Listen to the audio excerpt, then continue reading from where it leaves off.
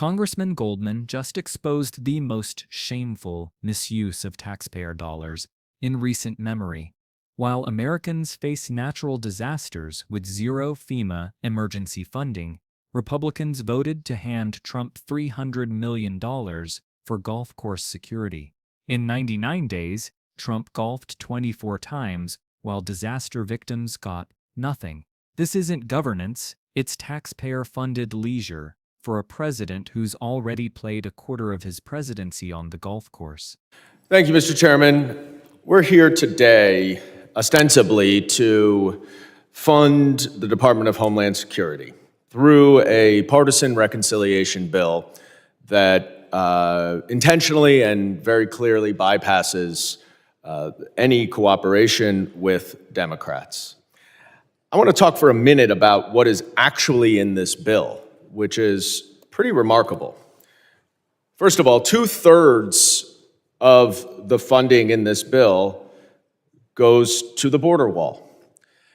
Now, you can make arguments about the border wall all you want. Obviously, we know it's a pet project of the president. Would it be better if we had a border wall to keep the border safe? Probably. But is it really the most effective use of $46 billion? Of course not. Because not included in here is any funding for the actual effective methods of keeping the border secure. We live in a technological world right now where building a wall, where we've seen people scale it very easily, where we've seen it fall down because of the wind, is a relic from the 1950s that should not be what our government is spending $46 billion on. But worse, let's talk about what is not in this bill. There is no money for emergency management for FEMA. Now, this is not a partisan issue. Red districts suffer from natural disasters certainly as much or more as blue districts. And I can assure you, to my Republican colleagues, that when your district gets a flood or a tornado or a hurricane, you are going to be coming to FEMA begging for money. And I don't want to hear a single word from any of my Republican colleagues about where is FEMA when they need emergency management support. Because you are voting for a bill that includes nothing for money that you will need, and you will need it. You are being short-sighted. But do not worry, there is money for FEMA. There is money for FEMA, $300 billion. You know what that's for? For Donald Trump to play golf. $300 million to reimburse local law enforcement for presidential protection related to activities by the president.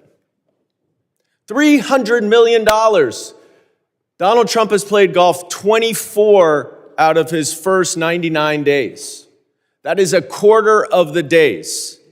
So you are funding a bill that does not give any money for natural disasters, that does not repay towns, cities, states for the tremendous amount of money that they have paid out for our immigration system to operate?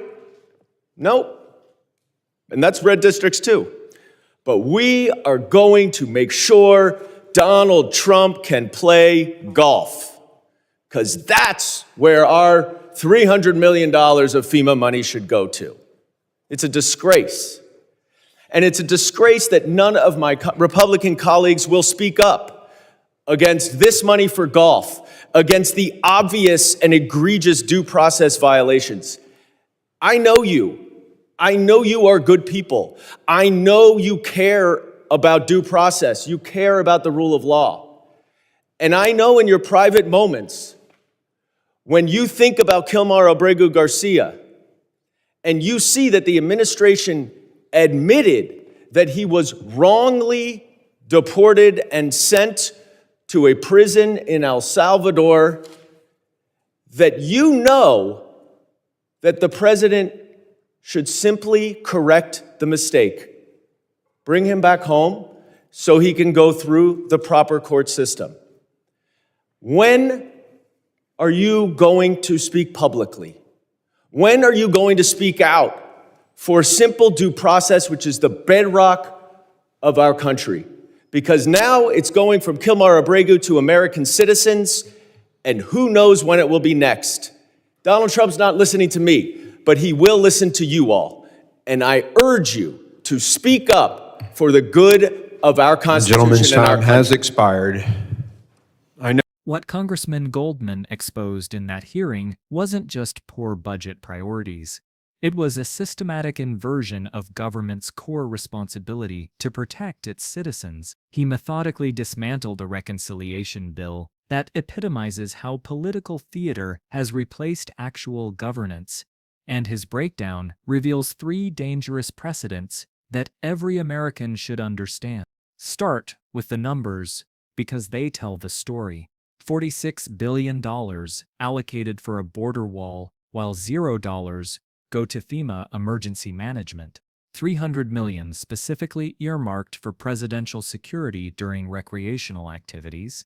Golf trips, while disaster victims across red and blue districts alike get nothing. Goldman's math is brutal in its simplicity. Trump golfed 24 out of his first 99 days in office, meaning taxpayers are subsidizing leisure activities for a quarter of the presidency, while emergency preparedness gets gutted. But the fiscal irresponsibility is just the surface layer. The deeper problem Goldman identifies is the collapse of intentional priorities. FEMA exists because natural disasters don't respect party lines or state boundaries. When a hurricane hits Texas or wildfires consume California, communities need immediate federal coordination and resources.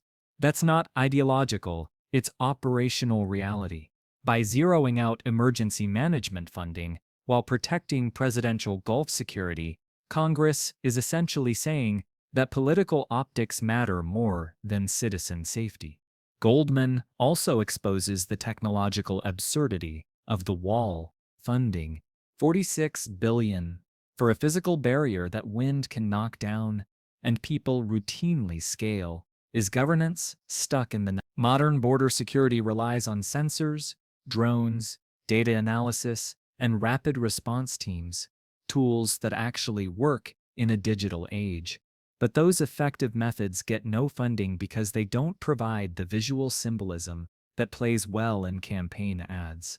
The result is a massive investment in security theater, while actual security capabilities atrophy. The procedural damage runs deeper than budget misallocation. Goldman notes this is a reconciliation bill designed to bypass Democratic input entirely. That's not just partisan hardball. It's a breakdown of the legislative process that's supposed to balance competing priorities through negotiation and compromise. When one party uses procedural tools to eliminate the other party's voice on spending bills, you're not governing a democracy, you're managing a partisan slush fund. Then there's the human cost. Goldman references with the Kilmar Abreu Garcia case, an American citizen wrongly deported to an El Salvador prison, while the administration admits the mistake but refuses to correct it. That's not an immigration policy debate. That's a due process violation with a clear remedy that costs nothing except political pride. Goldman's challenge to his Republican colleagues is pointed. If you won't speak up for basic constitutional protections when they're violated this clearly, when will you? The systemic risk Goldman identifies is the normalization of government as personal service.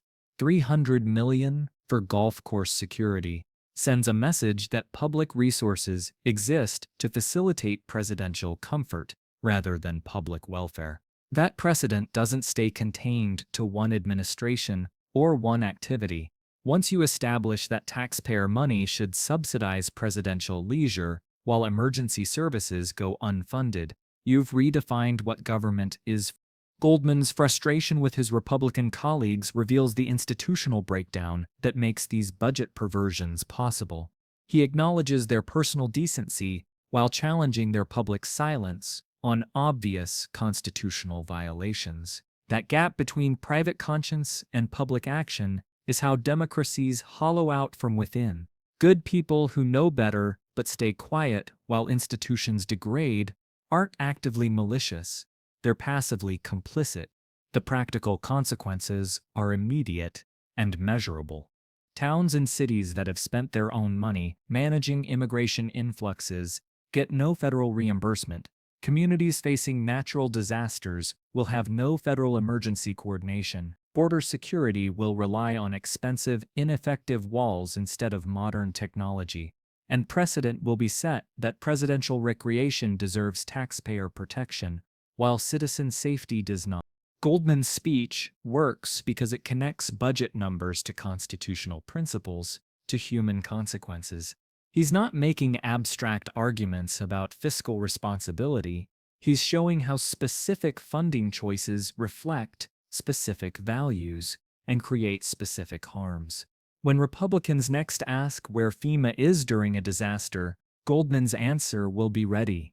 You voted to spend that money on golf instead. This is what accountability looks like in practice, forcing colleagues to own the downstream consequences of their votes and challenging them to explain those choices to constituents who will pay the price. Democracy depends on that kind of moral clarity, especially when it's uncomfortable.